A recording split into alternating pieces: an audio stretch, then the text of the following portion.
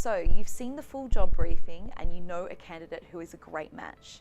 You've spoken to the candidate and they're open to being put forward for the job. So now it's time to submit the candidate. The candidate submission is in 2 steps. The first step is to add them into your candidate screen. The information we gather here is generic in that it doesn't matter what job you submit them to because this information does not change. It will include some of their personal details such as their name, date of birth and current role. In addition, we ask you to upload a CV, or if you would prefer, you can add the details of the CV in the fields provided. You don't need to do both. We want to protect your ownership of the candidate and also remove unconscious bias from the shortlisting process. As such, you need to ensure that you don't include the candidate's name or any information that could lead to unconscious bias, such as race, religion, gender, or date of birth in your attachments. You only need to add this information to Canny once. Once in there, you can reuse this information to submit the candidate to other jobs. The second step of the submission is to answer some questions specifically about the job fit. It is very important that the candidates are fully considered by you, not just for their skills and background, but also the competencies they can bring to the role and how they would fit in with the company culture and values. Companies will specify the skills required through their job description, summary and skills list. You should specifically explain how the candidate matches the skills.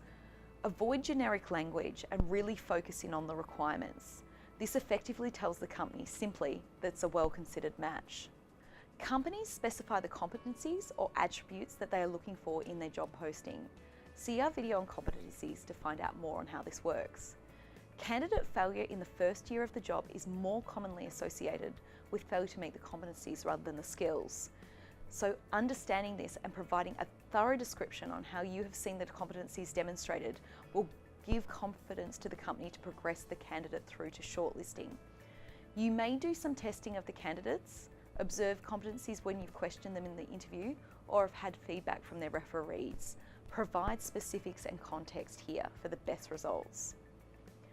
When we ask what the candidate's expectations are around the job, enter any specifics such as flexible hours, career progression, or higher salary. By being upfront on the candidate's requirements, the company can assess if they're able to meet them and avoids disappointment later. Tick off the non-negotiables have been met. Candidates who don't meet the non-negotiables should not be submitted, as they will almost certainly be rejected by the company at some stage. Finally, consider adding a video or PDF document giving your pitch on the candidate.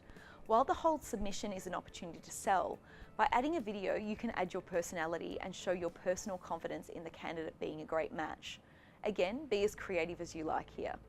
Press the submit answer button and your candidate will be on the way to the company. So in summary, some tips. Remove the candidate's name from uploads. Don't include any information that could be discriminatory or result in unconscious bias. Be as specific as possible when answering questions about the candidate. Examples of skills and competency demonstration work really well. Ensure the presentation of your submission is professional. Check your spelling and your grammar. The company is paying for a professional service after all. And use your personality to sell the candidate.